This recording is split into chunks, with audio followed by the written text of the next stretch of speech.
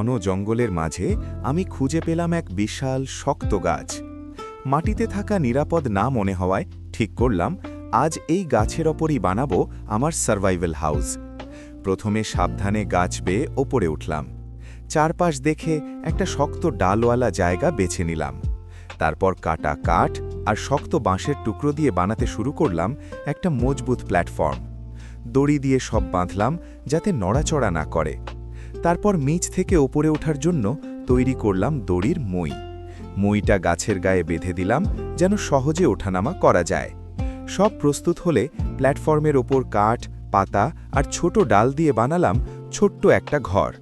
ছাউনিটা এমনভাবে করলাম যাতে বৃষ্টি এলেও ভেতর শুকনো থাকে। ঘরের একপাশে পাথর বসিয়ে ছোট রান্নার জায়গা করলাম। শুকনো কাঠ, পাতা আর আগুন ধরানোর উপকরণ দিয়ে জ্বালিয়ে তুললাম আগুন। কিছুক্ষণের মধ্যেই ফুটতে শুরু করল পানি।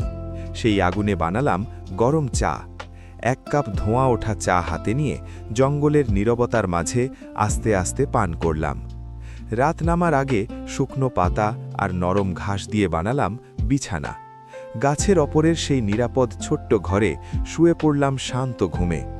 মনে হলো জঙ্গলের মাঝেও আমি নিজের জন্য বানিয়ে ফেলেছি এক নিরাপদ আশ্রয়।